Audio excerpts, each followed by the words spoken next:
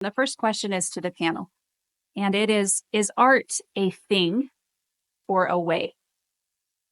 And feel free to respond whenever you'd like. I say it's both. Okay. So I think when I started out teaching art appreciation, it was a thing. Today, it's a way of life. It's in every aspect of my life. So I would say it's definitely a way today. I'd say art is a journey, and that would be a way. Yeah. Because you're exploring. Partly where my mind goes with the question is to think about, as a teacher, you work, especially in general curriculum, you are working with a lot of students that do not look at themselves as artists.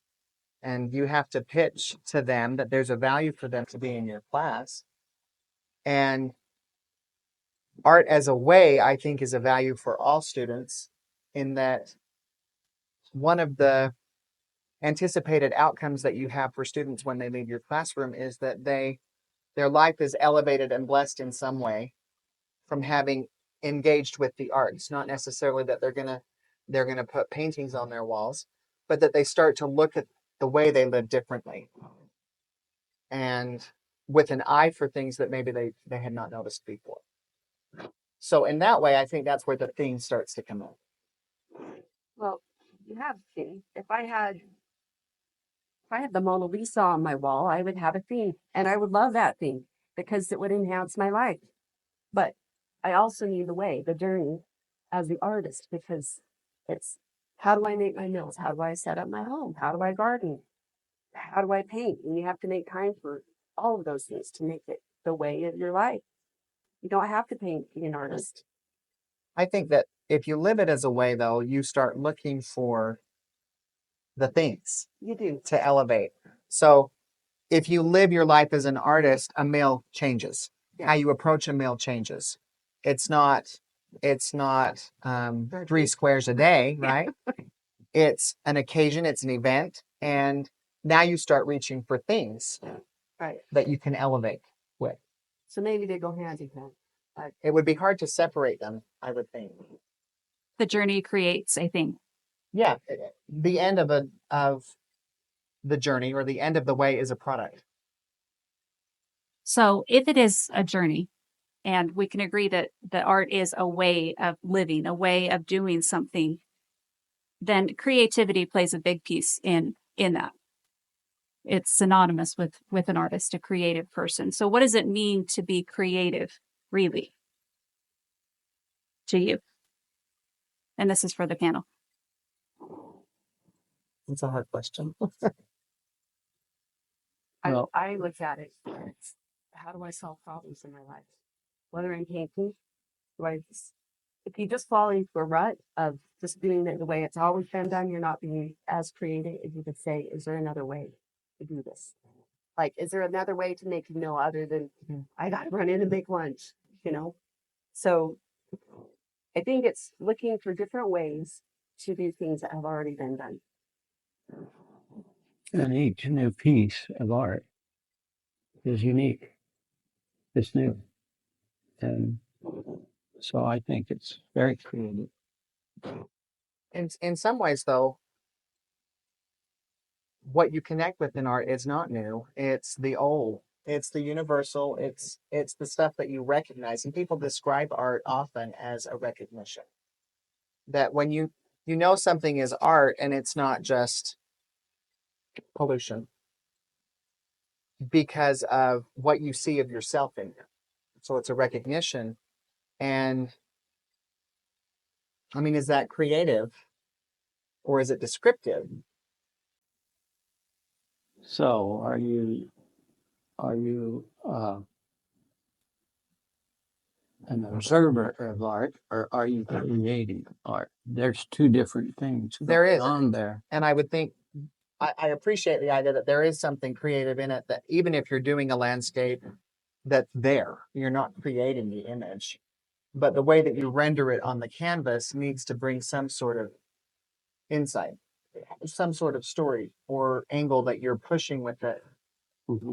So those we like to see in new ways.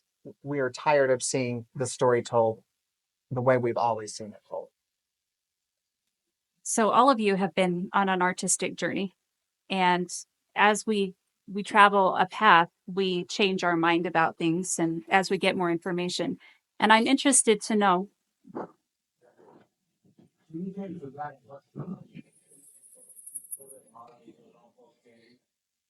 I,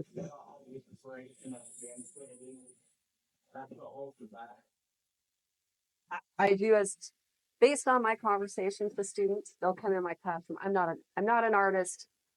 I'm I not can't creative. draw. I can't draw slides. Right. Yeah. Yeah. I don't have a creativity.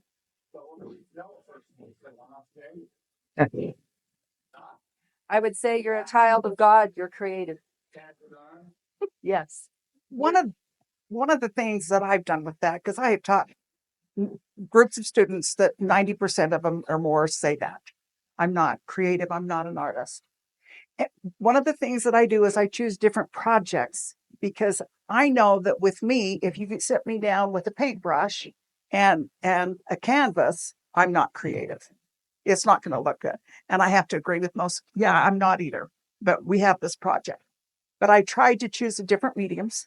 So we were doing sculpture, and it's amazing. All the kids, and they would get worried about their project, and you put 40 projects up there to display, and theirs are just as good as the rest of them. As they start to see themselves differently, because I want to shift their thinking from this canvas and this paintbrush to different ways to be creative.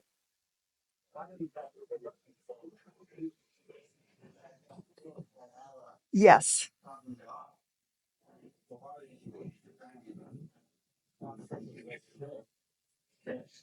It's Well, what if Yeah. they can't draw, but they can play the piano? Right? Well, 100%. I think you have to overcome the imposter syndrome phase if you're going to engage with art. You feel like you are an imposter.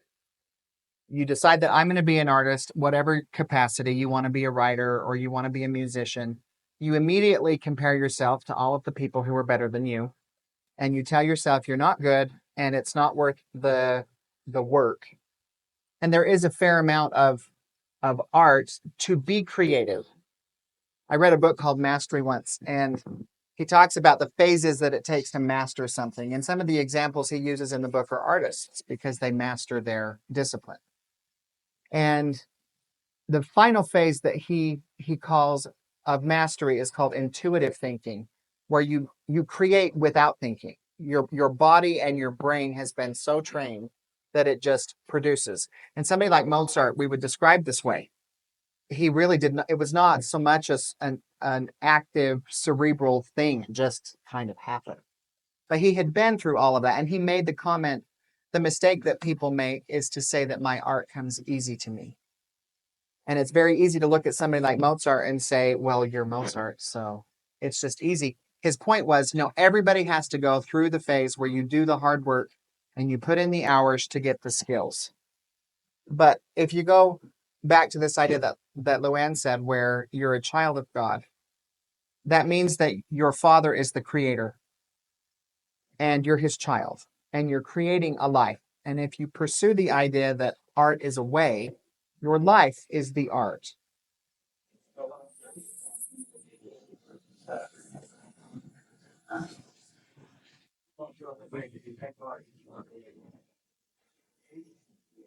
And I do think you can learn some of that. so how would you respond, Mr. Timpson, to someone that says I'm not an artist?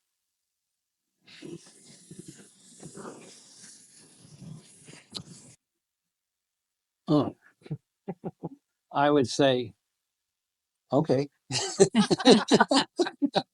I know what he told me. What did he tell you? He says, well, you have to practice.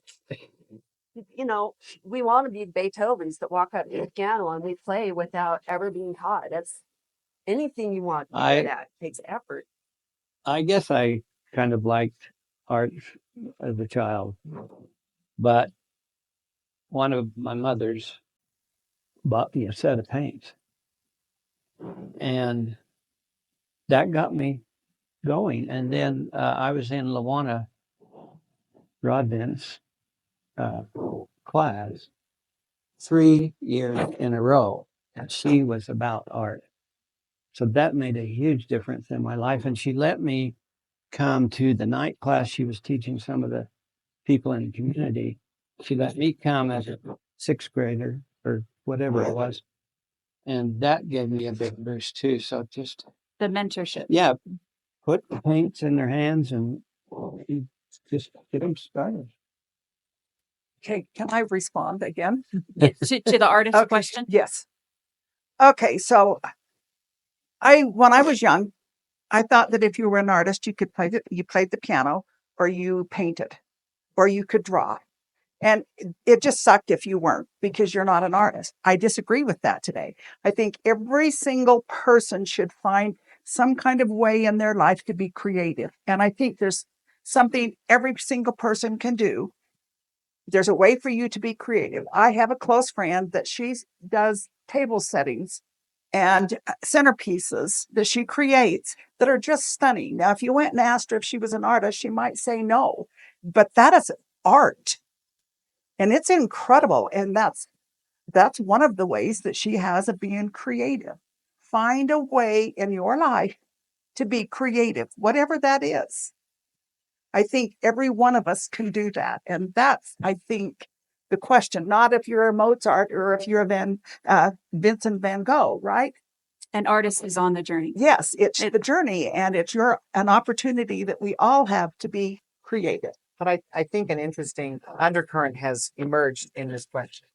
And that is, it's very difficult to create if you don't have the skills to create. You can't go out and pour a beautiful concrete sculpture without the Practice. skills that can handle the product, right? So I think you can teach the skills. It's much more challenging to help a student overcome the way they view themselves. They don't say to me, I'm not an artist, when I'm teaching writing. So what they tell me is, there's nothing in my life that's interesting to talk about. And that's a very, I think, focused version of the I'm not an artist statement. And I think it's the same thing in an art class. That's really what they're saying. LuAnn can teach you how to handle the pains. It's much more challenging to teach somebody how to change the way they look at the world. Well, years ago, LCAP was bringing in art seminar speakers. So this gentleman comes in, he's a writer for a magazine for years. He says, you can't write until you come up with a question. So what do I have to say about this? If they send him on a job, so just say it came to our community, so he'd have to have a question in order to write the story. So I say, what are your questions about life? What do you want to know more about? And then go investigate it. And you might find something interesting, guys. It might be kind of cool. You might make smart. How many of you guys like art? How many of you guys are artists?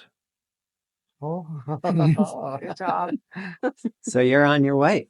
That's all. That's what it takes. And by the way, I think we can all agree that as you do this, you throw a lot of stuff away. It's okay. Paper's fairly cheap these days. Just keep going. Just keep going.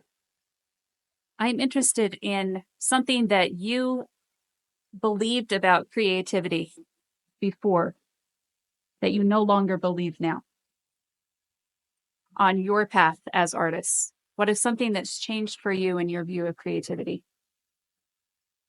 if you guys want to think about that for a minute, I have this question sparked me as I reviewed them.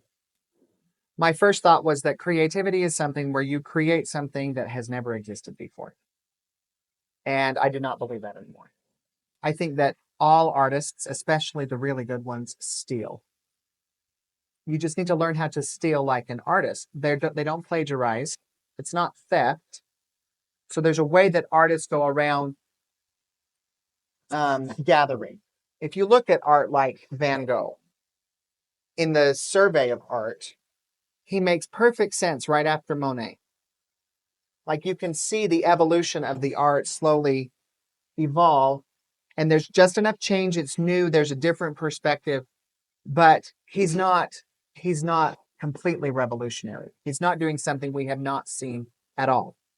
And I think that is an important thing to understand as an artist who's tackling creativity. It's not, it has invention, but it's not complete. You're not starting from scratch. So one of your jobs as an artist, I think, to be creative is how to gather in and pull and create this hybrid style or message that's uniquely you. But of course it's going to pull in from all of these other people. It would be like trying to talk about a piece of literature without acknowledging that Shakespeare came before it. Shakespeare's into the very thread of the language. Like you can't read a book today and not compare it on some level with Shakespeare. Everybody's stealing from him because he invented us. We see Shakespeare in ourselves because he partly created us. Well, and I think I would come off that and say, for me, I was waiting, or I thought somebody had to kind of give you the stamp that you're creative.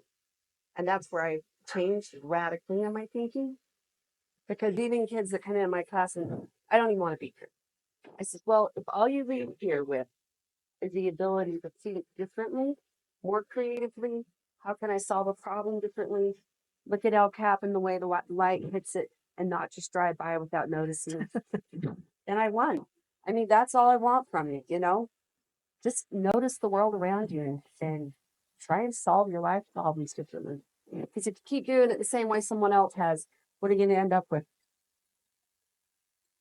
You're going to end up with the same thing they have, right? So if you love that, follow Christ. Other than that, you probably want to improve. Okay. I think of photography. We're not painting or taking pictures. Is that good? Is that Great. art? I own one work of art in my house. Peter Lick was a photograph of Peter Lick and one of the slot canyons out by Page, and it is gorgeous. I paid a lot of money for it, but it's photograph. No art, no painting done there. Photograph. So that's a related field. And you perceive what's good art, and that's how you. Right. Well, That's what you photograph. I say if you're having some kind of emotional reaction, that's just like that. Yeah. Then it's art. If I'm eating something somebody made, I'm like, wow. Just because they followed somebody else's recipe doesn't mean it's not art. I mean, they did it better than I could. So Well, some art forms I think are creative in that they're recreative, like drama, like music. an actor or music. Yeah, when I play a piece on the piano, yeah, the notes are on the page and I did not compose the song, but I have to reinvent that song every time I play it. And I have to reinvent it. You don't want to, as a performer, you don't want to fall into the pit of imitating yourself. So you have to make it new every time you do it. Think about actors that get up on this. This is incredible. They're not just doing what they did last night. They are that character again, fresh. They're going through the story for the first time. Or you got cheap seats. Like you should feel gypped, right? It's incredible to pick up that piece. And Emil, I think, is the same way. So this question, I think, relates to what you're talking about because it talks about imitation or stealing, or art in a sense is growing into who we are. Like as you study artists and you look at art, they develop into who they are and their skill. So I'm wondering what advice you have for practicing being yourself while also learning the skills and imitating to grow.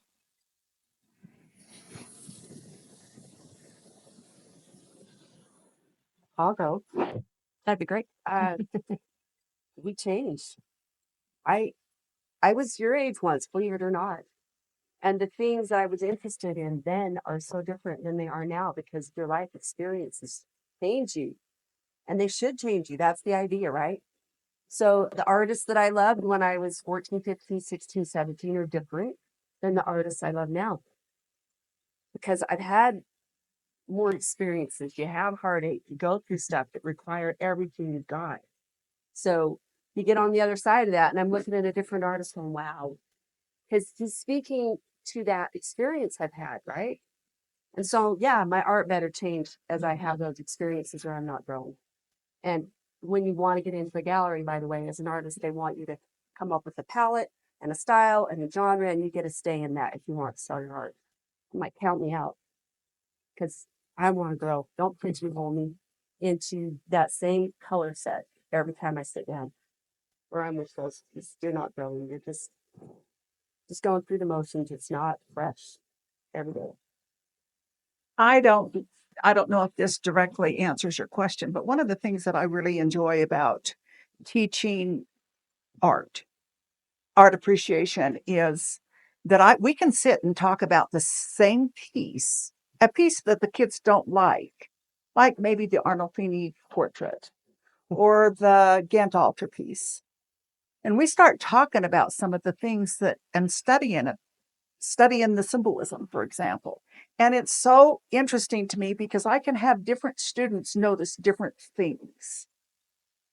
So I think they're practicing being themselves and what they bring to the table. And that's one of the things I really appreciate is these conversations that we can get into. And I have kids it's just phenomenal what they can bring out things that I didn't notice. And with the group effort, them practicing being themselves and what they can contribute, that's what I really appreciate and enjoy. You guys know the story of the little Dutch boy with his finger in the hole in the dam? You never heard? Because I have a reference to that, and you have to know the story. There's this dam, and there's a slow leak in it, and he puts his finger to plug the hole because if the water keeps coming in, it's just going to tear the dam out. I feel like as an artist and becoming, it's a lot like being the little Dutch boy with your finger in the dam. You have to take your finger out, and it's a very scary proposition because the dam could wash out. And I'm talking in metaphors, so now I'm going to hop over to what I mean to say, which is I have a writing mentor that I like to use, and the opening statement of her book is good art is about telling the truth. And that is harder than it sounds. If you're telling stories and they're from your life, telling the truth about those stories involves other people, and that can be a challenge. The harder aspect that I have found is that we don't see ourselves accurately. And so to tell the truth is really hard because what we think is true is not true. And I think that's at the heart of writing for sure, is trying to tease out the truth about yourself. And the longer you stick with it, I think it really is a discovery and becoming process. And the writing changes because your awareness of yourself changes. But you have to take your finger out of the dam in order to tell the truth. And when it comes down to it, I think telling the truth in terms of in the big way I'm talking about as an artist is about one of the scariest things that you can do. Well, that segues into my next question. Have you ever been nervous to share something you made because it was personal or political? Every time. Absolutely. Can you tell us about an experience? I don't think you can share art ever and not be nervous. The way I would describe it is you all sung in choir. You're all up there together and you're on the same note and you're just together. Right? Hopefully. Well, yeah, or else. Okay. But as an artist, you're standing up there singing a solo. Okay. So your personal stuff's out there. And I have my work in shows and you walk by, they don't know you're the artist and you can hear what they're saying. It's very, if they like it, great. But a lot of people are criticizing your work. So you just get to go, well, art's subjective, or you pack up your stuff and you don't ever do it again. Okay. So if you're going to have something good to say, it has to come out of that deep part of you. And it is vulnerability, big time. But you can play it safe too. And then you're not telling the truth. There's an aspect when I took my very first literature class in my undergrad, we read an essay called The Death of the Author. And it changed my life because and I don't swing that far when I look at literature. I think looking at the artist is very insightful into the work. But if we only care about what the artist thinks of their work, then there's a real limitation on the work, because you can't read a Robert Frost poem with Robert Frost. He's dead. And he's even made statements about some of his poems, and people like to pull those statements out and be like, see, this is what this poem means. He said this. I don't like that. And to connect with what LuAnn's saying, it's very nerve-wracking. You do kind of feel like you have to die a little bit. The inside kernel of you has to just die so this artist can share. And T.S. Eliot says that's kind of what the artist's job is. They're kind of this medium who channels art through their body. And the job of the artist is to get out of the way and let the art Come. What about you, Mr. Timpson? Any artwork that you have been nervous or afraid to share? No. That is a good No, perspective I to just- add. I just do the landscapes. Okay. So So do I. Well, this question is for Mr. Timpson. Some people say art can change the world. Do you agree? Can you share a moment when your art or someone else's did make a difference?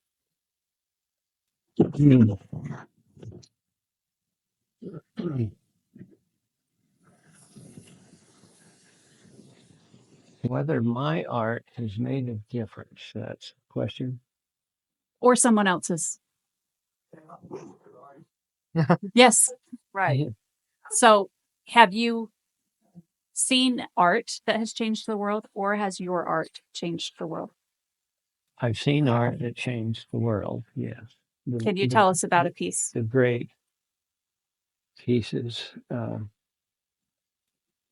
Mary with Jesus, the name of the pieces. The Pietà? Pietà. That really, I was there. I went in the cathedral, there in the Vatican, and it was there, and it was so real. And then just recently, I was able to go to Florence with Levi, and they have a whole building built for David, the sculpture of David. And that was amazing. I mean, the whole building is made for this one sculpture that's 18 feet tall or whatever. So you felt your world change when you saw it? Yeah. Because up till that time, I was seeing pictures in books, you know. But to really experience the actual piece of sculpture.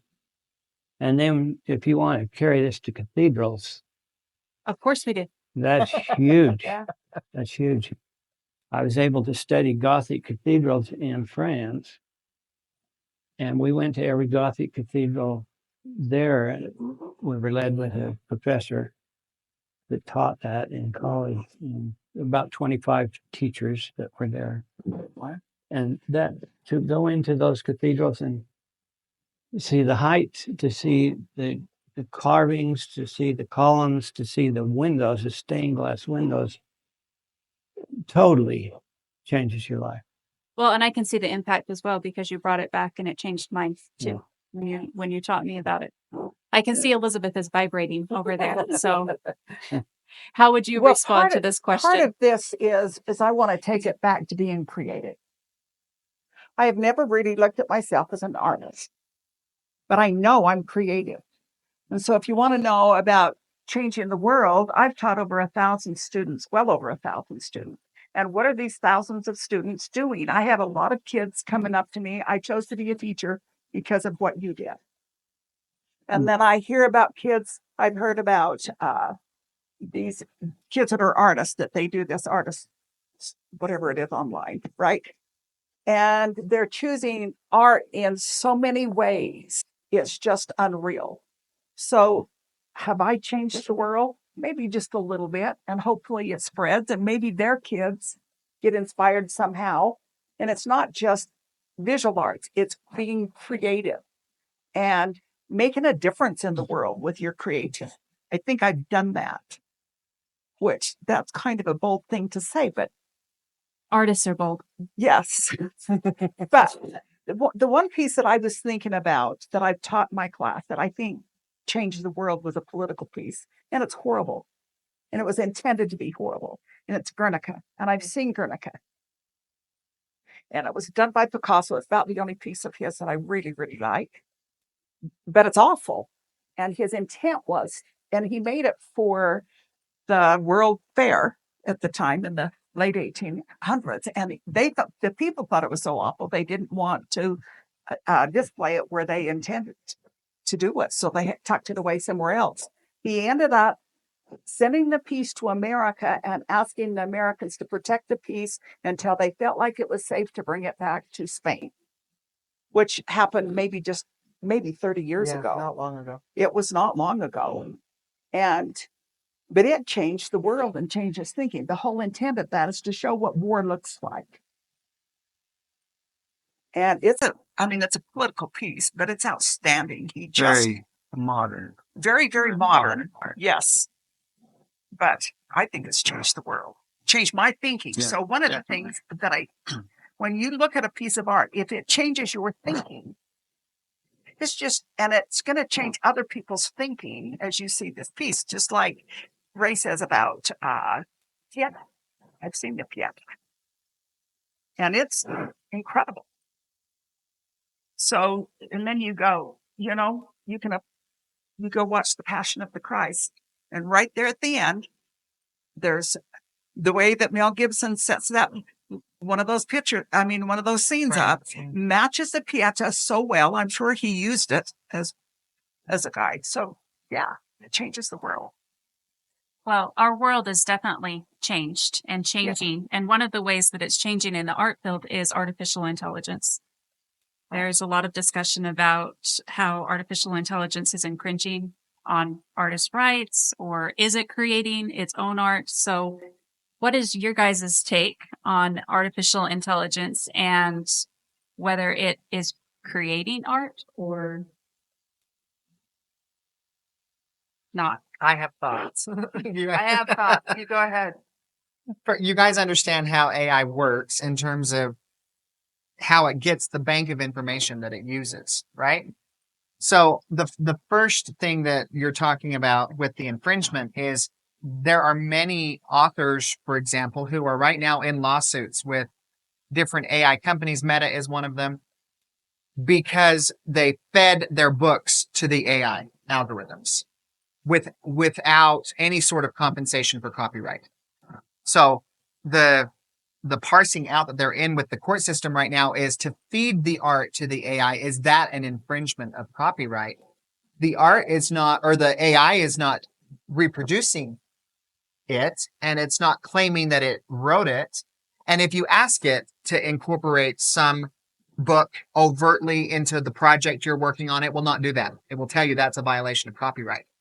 But if you ask it to write you a piece in the style of an author, it will do that for you. Or produce a painting in the style of an artist. But is it in the style of the same thing as art? It's absolutely stealing. Okay. But we talked about how art is stealing. Well, it is stealing, but you take it, you're running it through you, and it comes out differently. You can't help it. It's like your handwriting. AI, it's letting humanity come up with, you have to have emotions to create art. You can't write a poem that makes someone else weep if you don't know how to cry. How do you sing like the Easter program that the choir did? The whole audience is weeping with the choir because we're having an emotional reaction to this. AI doesn't have that. How do they come up with? It's not created. It's just. But in the hands of a creator, it's still. I just say it's. I listened to a Scottish poet, and he wrote a poem about it, and it's really gritty. Like it's got some really bad language, and he's really broke. You can barely understand, but he said it. He's like, the minute that AI can go live life, be hungry, be in love with someone, have someone you love die. Go do that, and then you can create some artwork. But it can't experience that, so I say no. Could it do it on its own? I don't think it can produce art on its own, but I'm not offended of people using AI to create art as a tool. As a tool. Yeah, like in the classroom, I think some of the best peer reviewing I get for students is from AI. I partner kids up for peer review, and here's the problem: they're lazy, or they think that they're too good for the feedback. I tell kids straight up: if you write in the margin on somebody's paper, "I love this image," I will shoot you, and I will kill you. That is, why don't you just say your work is not worth my time to consider thoughtfully? But you put it into chat, and they're getting really good questions back. So So I is think that motivation. coaching them? Is that coaching them to be better artists, or is it taking their work and creating its own art? That's how I would have. Well, and this has a role that it plays in education. And will a teacher take a paper drafted solely by AI? I would never take a product from a student without the AI transcript, because I want to assess the thinking. And I tell students straight up, I'm not going to accept an assignment from you if the AI is doing what I asked you to do. But if you're using it to help do some of the other aspects that I'm not focused on in this assignment, I don't know that I have a huge problem with that. Well, I'm sorry. Just gonna quick question him. We were just talking about a poem. He's in the middle of for us just Elaine and Pat. I've probably read 5 or 6 poems just about Elaine in the last, and people are just, how do you guys just whip up a poem like that? But what did you have to go through to write that? Because I saw your paper, lines through it. Yeah. What did you have to go through? Yeah, it's absolutely a process. But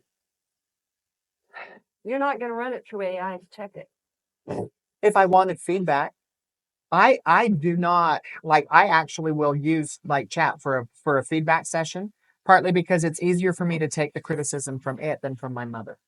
But the question was, does AI create?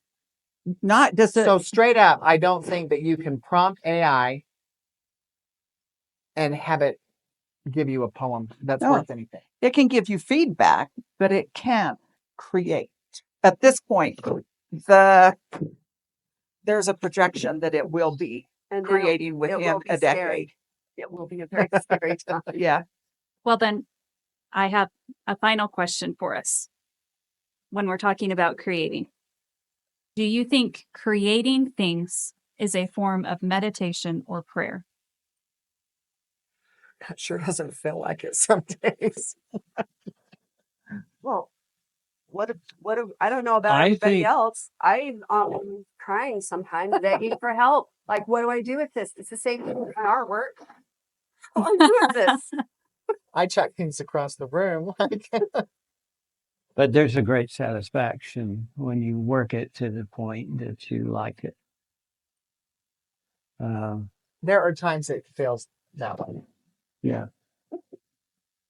One author says I- that when she sat down to write, her name Muriel Sparks, she says it felt like taking dictation from God.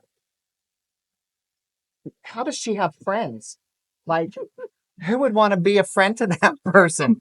You kind of hope bad things happen to a person like that. Art is a little bit more gritty in my experience than that. It's a little more painful. It's not, in my experience. You just sit down and it's Work. work. Work. Isn't prayer work? And prayer is work. Yeah. Because it's about the relationship with God. And I think art is about the relationship with what you're creating. But I need God with me meditation while I then do it. is work. Maybe I've just been praying wrong. So from my perspective, I'm not creating art, but I go and appreciate art. A couple of years ago, I was in front of the Bruges Madonna that was created by Michelangelo. And there's no question that I experienced that. I could not let it go. Took me a while to leave. So experiencing the art So was a experiencing meditation the and art. prayer. Yeah. Definitely. Oh yeah. Oh, it was pretty powerful. Yeah, sit in front of it together. And by the way, it's at the Sears Gallery if you just want to go sit in front of it. No, Exact a replica. A replica. Exact replica. Yeah. It's not totally an exact replica. Well, you're never going to get that close on that. Okay. I did. Not that close, but I did. close enough that I know it's not that I know I had it's to not the stand original. back and go, yeah, I saw it. I think I saw it. Well, before we didn't have that. finish up before lunch, is there anything that you would like to add that we didn't discuss? I want to ask who likes painting? Everybody here. Is that kind of why you came to this session?